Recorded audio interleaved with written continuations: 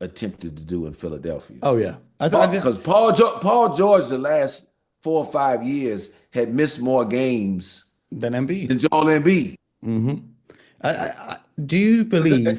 do you believe that the Mm. teams that tank are just cursed to never win, and it's just karma?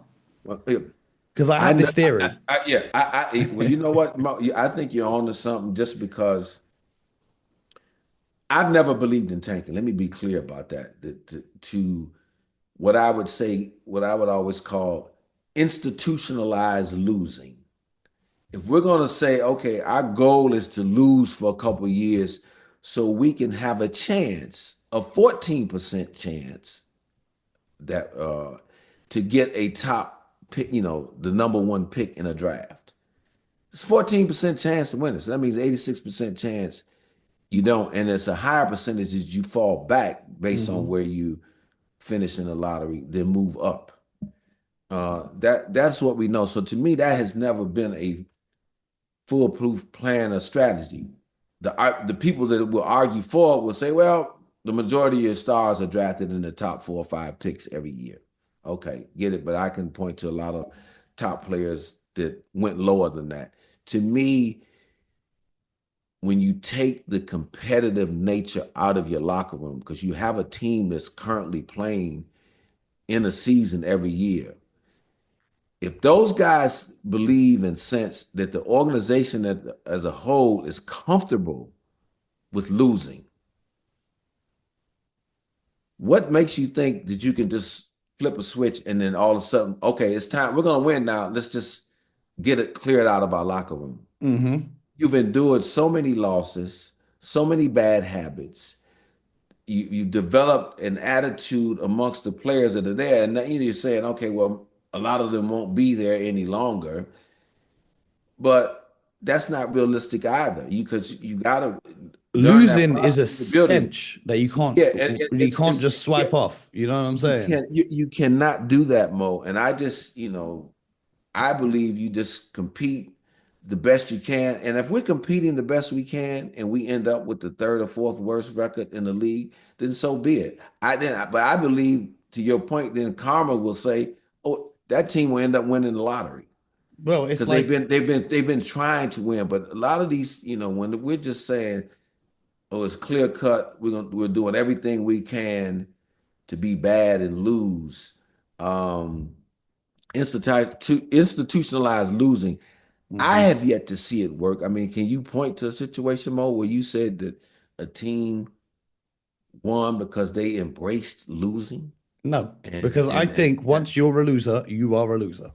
It hmm doesn't matter what you do, you are stained with that just air around you, right? So hmm I look at the best teams in this league.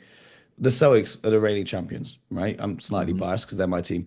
They only missed the playoffs once between the Kevin Garnett and Paul Pierce era and the Jason Tatum and hmm Jaylen Brown era. They missed the playoffs one time. They hmm were putting together a team that a lot of people from the outside viewed as tanking, but the guys on that hmm team, remember Isaiah Thomas, Yes. they had guys like Avery Bradley, Jared Sullinger, all of these guys, they still went out there and tried to win games. Brad Stevens, as the coach, was trying to win games. They No were question. outperforming every season compared to where people expected them. We had hmm Jordan Crawford winning Player of the Week awards, right? hmm hmm Yeah. That is No. why they're the champions now. Because even when their team on paper wasn't as talented as it is now, they had everyone talks about culture, Yes. hard work, grit, defense, teamwork, all of these things. And I see a lot of teams in the NBA, and I'm not going to name names, but people know who they are. The guys kind of come in. No, we got a game today. All right, cool. We got a game today. All right, Yeah. cool. Let's go to the club. Let's go do this. Go do that. And it's cool. Enjoy your life. But hmm I just feel like there are certain teams in the NBA where it's not being taken seriously.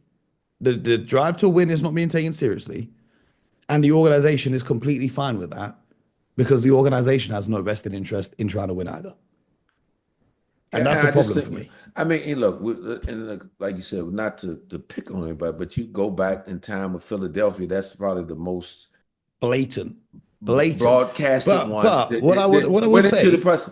But here's what I would say. Okay, At the end of the day, all that tanking that they did years ago and the process and all that kind of stuff, what has that netted them?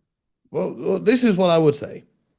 What has that Sam netted them, Mo? Hinkie had Mhm. Embiid, Ben Simmons, and then he had max space for a free agent, and then he was removed. The new front office came in. They picked Fultz over Tatum. They did X, Y, and Z, X, Y, and Z, X, Y, and Z. It's not gotten them anywhere. I think if they had let Sam Hinkie finish his plan, they would be in a better position than they are now. But either way, I don't see them winning a I, championship well, because I see what I would argue though, Mo. They institutionalized losing at the beginning mm, at that place. yeah. Your point about the karma, okay, and then all of a sudden, uh, over time, we're just going to start winning because these young players get better and all that. I just see Do you you. remember? Do you remember the Kawhi Leonard shot in Toronto, Game 7 against the Mhm. Philadelphia 76ers? I do, The I do. ball bounces 4 times on the rim Hmm. before going in, Hmm.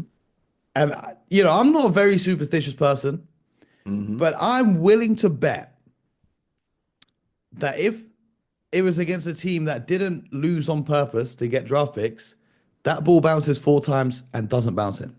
Hmm. That's just me.